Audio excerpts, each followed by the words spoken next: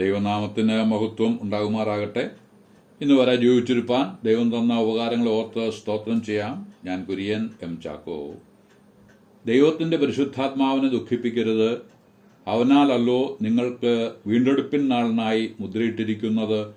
എല്ലാ കയ്പും കോപവും ക്രോധവും കൂറ്റാരവും ദൂഷണവും സകല ദുർഗുണവുമായി നിങ്ങളെ വിട്ട് ഒഴിഞ്ഞു പോകട്ടെ. നിങ്ങൾ തമ്മിൽ ദയയും മനസ്സലിയുമുള്ളവരായി ദൈവം ക്രിസ്തുവിൽ നിങ്ങളോട് ക്ഷമിച്ചതുപോലെ അന്യോന്യം ക്ഷമിപ്പീൻ എന്ന് എഫേസ്യ ലേഖനം 4:30 മുതൽ 32 വരെ വായിക്കുന്നു. എഫേസ്യ സഭയ്ക്കുള്ള ഈ എഴുത്തിലെ വീണ്ടെടുപ്പിൻ നാളിനായി നിങ്ങളെ മുദ്രയിട്ടിരിക്കുന്ന പരിശുദ്ധാത്മാവിനെ ദുഃഖിപ്പിക്കരുത് എന്ന വാക്യം അടിവരയിട്ട് ശ്രദ്ധിക്കേണ്ടത് തന്നെ. ആത്മാവിനോട് മറുതലിക്കുന്നതും ആത്മാവിനെ ദുഃഖിപ്പിക്കുന്നതും രണ്ട് കാര്യങ്ങളാണ്. സ്തഫാനോസ് അവിശ്വാസികളായ യഹൂദന്മാരോട് പറയുന്നത് പ്രവർത്തികളുടെ പുസ്തകം 7:51 വായിക്കുന്നു. നിങ്ങളുടെ പിതാക്കന്മാരെ പോലെ നിങ്ങളും എല്ലായ്പ്പോഴും പരിശുദ്ധാത്മാവിനോട് മറുത്തു നിൽക്കുന്നു എന്നാണ്. എല്ലാ കാലഘട്ടത്തിലും ലോകം പരിശുദ്ധാത്മാവിനോട് എതിർത്ത് നിന്നിട്ടുണ്ട്. ഇന്നും അങ്ങനെ സംഭവിച്ചുകൊണ്ട് ഇരിക്കുന്നു. പരിശുദ്ധാത്മാവ് മനുഷ്യഹൃദയത്തിന്റെ വല്ലാത്ത അവസ്ഥ ഇന്ന് സമൂഹത്തെ ബോധ്യപ്പെടുത്തുന്നുണ്ട്. വചനത്തിലൂടെയുള്ളത് വായിച്ചു കേൾക്കുവാനും കേൾപ്പിക്കുവാനും മനുഷ്യന് മനസ്സില്ല. അതിനാൽ വാർത്താ മാധ്യമങ്ങളിലൂടെയും റീൽസിലൂടെയും തെരുവോരങ്ങളിൽ മനുഷ്യർ കാട്ടിക്കൂട്ടുന്ന കോപ്രായങ്ങളിലൂടെയും അതുമൂലമുണ്ടാകുന്ന ദാരുണ സംഭവങ്ങളിലൂടെയും ഓരോന്നിന്റെയും ഭവിഷ്യത്ത് സമൂഹത്തെ ബോധ്യമാക്കുവാൻ ശ്രമിക്കുന്നുണ്ട്. കൊള്ളയും കൊള്ളുവയ്പും പീഡനവും കൊലപാതകവും മനുഷ്യന്റെ ഉഗ്രത എത്രത്തോളമായി എന്ന് കാണിക്കുന്നതാണ്. ഇതെല്ലാം വ്യക്തമാക്കി കൊടുക്കുന്നത് ഇങ്ങനെയുള്ള ദുർമാർഗത്തിൽ നിന്ന് മനുഷ്യർ മാറി ചിന്തിച്ച് വരുവാനുള്ള ന്യായവിധിയിൽ നിന്ന് വിടുതൽ പ്രാപിക്കുന്നതിനും ഈ കാലയളവിൽ ജയിലിൽ പോകാതെ മാനമായി വീട്ടിൽ കഴിയുവാൻ സാധിക്കും എന്ന് ഓർപ്പിക്കുന്നതിനും വേണ്ടിയാണ്. ഇതെല്ലാം വ്യക്തമാക്കി കാണിച്ചു കൊടുക്കുന്ന പരിശുദ്ധാത്മാവിനോട് മറുതലിച്ച് എല്ലാം തെളിവില്ലാത്ത നിലയിൽ ചെയ്യുവാൻ സാധിക്കുമോ എന്ന് ശാസ്ത്രീയ ഗവേഷണം നടത്തുന്ന തിരക്കിലാണ് മത്സരികൾ. ദൈവാത്മാവിനോട് മറുത്തു നിൽക്കുന്നത് അപകടമാണ്. 50-ാം സങ്കീർത്തനത്തിന്റെ 21-22 വാക്യങ്ങളിൽ വായിക്കുന്നത്, ഞാൻ നിന്നെ ശാസിക്കും, നിന്റെ കണ്ണിനു മുമ്പിൽ നിന്റെ അരുതായികളെ നിരത്തിവയ്ക്കും, ദൈവത്തെ മറന്ന് ജീവിക്കുന്നവരെ ഓർത്തുകൊള്ളുവിൻ, ഞാൻ നിങ്ങളെ കീറിക്കളയും, വിടുവിപ്പാൻ ആരും ഉണ്ടായിരിക്കുകയില്ല എന്നാണ്. ഇന്നുള്ള സഭാകൂടിവരവുകളെ നിരീക്ഷിച്ചാൽ അതിലെ പല കാര്യങ്ങളും പരിശുദ്ധാത്മാവിനെ ദുഃഖിപ്പിക്കുന്നതാണ് എന്ന് കണ്ടെത്തുവാൻ കഴിയും. ഉദാഹരണമായി പറയുവാൻ പലതുണ്ടെങ്കിലും ഇപ്പോൾ ഒരു കാര്യം മാത്രം പറയാം. ജലസ്നാനം വേണ്ട, ആത്മസ്നാനം മതി, ജലസ്നാനം യഹൂദന്മാർക്ക് മാത്രമുള്ളതാണ് എന്ന് ഒരു കൂട്ടരുടെ കണ്ടെത്തലാണ്. 70കളുടെ അവസാനത്തോടെ വേരോട്ടം തുടങ്ങി 80കളിൽ ചുവടുറപ്പിച്ച പ്രസ്ഥാനമാണ് കൊച്ചി ആസ്ഥാനമായി മാത്യു തിരുമലയച്ചൻ തുടങ്ങിയ കരിസ്മാറ്റിക് പ്രസ്ഥാനം. അവരുടെ പഠിപ്പിക്കലുകളിൽ പ്രധാനമായിരുന്ന ഒന്നാണ് സ്നാനമൊന്ന്, അത് ആത്മസ്നാനം, ജലസ്നാനം വേണ്ട എന്നുള്ളത്. ആ പ്രസ്ഥാനം പച്ചപിടിച്ചിരുന്നു എങ്കിലും അടിസ്ഥാനം തിരുമല അച്ഛന്റെ മേൽ ആയിരുന്നതിനാൽ അദ്ദേഹത്തിന്റെ മരണശേഷം ആസ്ഥാന മന്ദിരം ഓഡിറ്റോറിയമായി മാറ്റപ്പെട്ടു. അവിടെ നടന്ന ഒരു വിവാഹ വിരുന്നിൽ പങ്കെടുത്തതായും ഓർക്കുന്നുണ്ട്. ക്രിസ്തുയേശു ലോകത്തിലേക്ക് വന്നത് ലോകത്തിന്റെ പാപത്തെ ചുമക്കാനാണ് എന്ന് യോഹന്നാൻ സുവിശേഷം 1:29 പറഞ്ഞിട്ടുണ്ട്.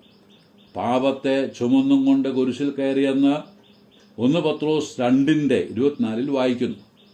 യേശുക്രിസ്തു ഈ ലോകത്തിലേക്ക് വന്നതിന്റെ ഉദ്ദേശം പൂർത്തിയാക്കിയെന്ന് യോഹന്നാന്റെ സുവിശേഷം 19:30 പറഞ്ഞിരിക്കുന്നു. താൻ മരിച്ചിട്ട് ഉയർത്തെഴുന്നേറ്റതിനു ശേഷം ശിഷ്യന്മാരുടെ അടുത്തു ചെന്ന് വലിയ നിയോഗം അവരെ ഫലമേൽപ്പിച്ചു. നിങ്ങൾ പുറപ്പെട്ട് പിതാവിന്റെയും പുത്രന്റെയും പരിശുദ്ധാത്മാവിന്റെയും നാമത്തിൽ സ്നാനം കഴിപ്പിച്ചും ഞാൻ നിങ്ങളോട് കൽപ്പിച്ചതൊക്കെയും പ്രമാണിപ്പാൻ തക്കവണ്ണം ഉപദേശിച്ചും കൊണ്ട് സകല ജാതികളെയും ശിഷ്യരാക്കിക്കൊള്ളുവിൻ. ഞാനോ ലോകാവസാനത്തോളം എല്ലാ നാളും നിങ്ങളോടുകൂടെ ഉണ്ട് എന്നും അരുളിച്ചെയ്തു. ഇത് മത്തായി സുവിശേഷം 28:16 മുതലും മർക്കോസ് സുവിശേഷം 16:15-16 വാക്യങ്ങളിലുമായി എഴുതിയിരിക്കുന്നു. നിങ്ങൾ ഭൂലോകമെങ്ങും പോയി സകല സൃഷ്ടിയോടും സുവിശേഷം പ്രസംഗിപ്പിൻ. വിശ്വസിക്കുകയും സ്നാനമേൽക്കുകയും ചെയ്യുന്നവൻ രക്ഷിക്കപ്പെടും, വിശ്വസിക്കാത്തവൻ ശിക്ഷാവിധിയിൽ അകപ്പെടും. യേശു കർത്താവ് ശിശുഗണത്തെ ഏൽപ്പിച്ച ദൗത്യം വ്യക്തമാണ്. അത് സകല മനുഷ്യർക്കും ഉള്ള സന്ദേശവുമാണ്. പെന്തക്കോസ്ത് നാളിൽ ആഗതനായ പരിശുദ്ധാത്മാവ് വിശ്വാസികളെ ചേർത്ത് സഭയാം ശരീരത്തെ രൂപപ്പെടുത്തി. 1 കൊരിന്ത്യർ 12:13 യഹൂദന്മാരോ യവനന്മാരോ ദാസന്മാരോ സ്വതന്ത്രരോ നാം എല്ലാവരും ഏക ശരീരമാകുമാറ് ഒരേ ആത്മാവിൽ സ്നാനമേറ്റും എല്ലാവരും ഒരേ ആത്മാവിനെ പാനം ചെയ്തുമിരിക്കുന്നു. ക്രിസ്തുവിൽ വിശ്വസിക്കുന്ന യഹൂദനും യവനനും ക്രിസ്തുവിന്റെ ശരീരത്തിന്റെ അവയവങ്ങളായി മാറ്റപ്പെടുന്നുവെന്ന് എഫേസ്യ ലേഖനം 2:11 മുതൽ 22 വരെയുള്ള വാക്യങ്ങളിൽ വ്യക്തമാക്കപ്പെട്ടിരിക്കുന്നു.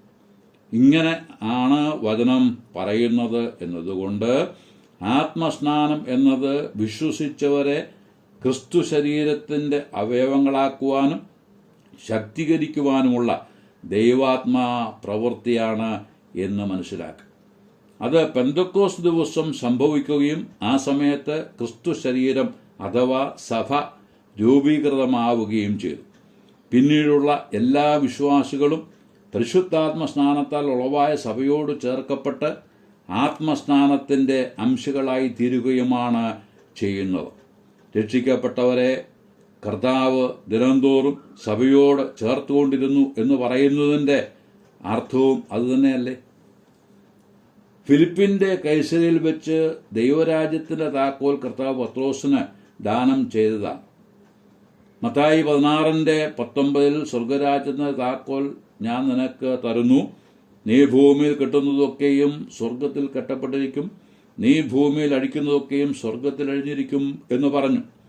പ്രവൃത്തിയുടെ പുസ്തകം 2-ാം അധ്യായത്തിൽ ആ താക്കോൽ കൊണ്ട് പത്രോസ് യഹൂദന്മാർക്കും 10-ാം അധ്യായത്തിൽ ജാതികൾക്കും സ്വർഗരാജ്യത്തിന്റെ കവാടം തുറന്നുകൊടുത്തു.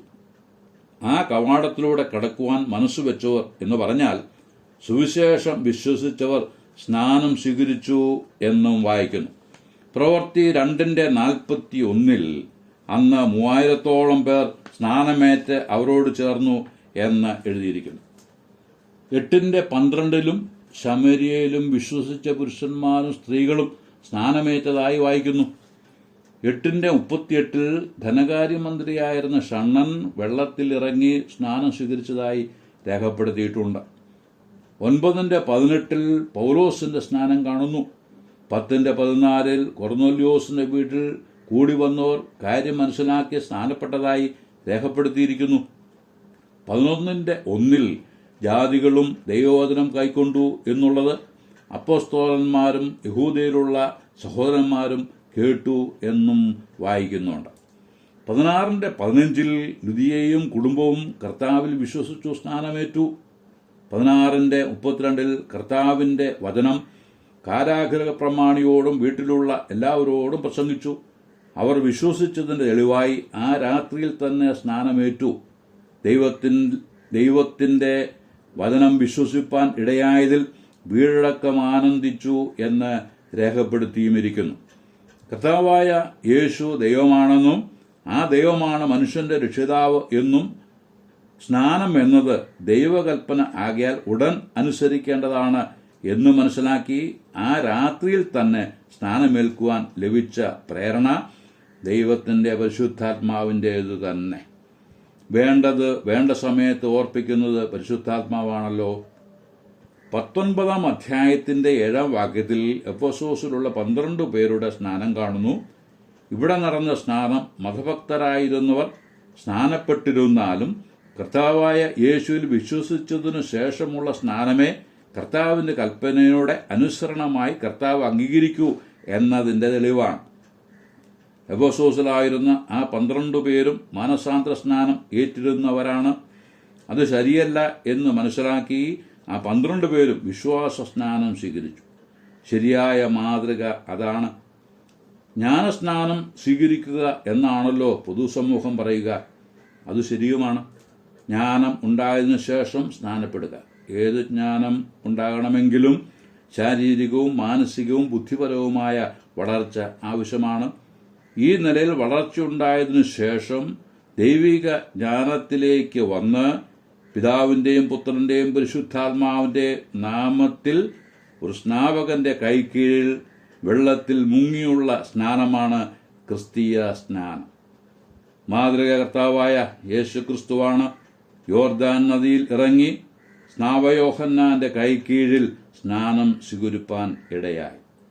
നാം പറഞ്ഞു വന്നത് ആത്മസ്നാനം മാത്രം പോരാ, മാനസാന്തര സ്നാനവും പോരാ, ശിശുസ്നാനവും പോരാ, ജലസ്നാനം അഥവാ മുഴുകൽ സ്നാനം തന്നെ വേണം എന്നാണ്. ലോകരക്ഷിതാവ് യോർദാൻ നദിയിൽ ഇറങ്ങി സ്നാനം സ്വീകരിച്ചപ്പോഴാണ് സ്വർഗം പ്രസാദിച്ച് ഇവൻ എൻ്റെ പ്രിയപുത്രൻ, ഇവനിൽ ഞാൻ പ്രസാദിച്ചിരിക്കുന്നു എന്ന ശബ്ദം കേട്ടതും പരിശുദ്ധാത്മാവ് പ്രാവെന്ന പോലെ ഇറങ്ങി യേശുവിൻ്റെ മേൽ വന്നതും. നമുക്ക് സ്തോത്രം ചെയ്യാം.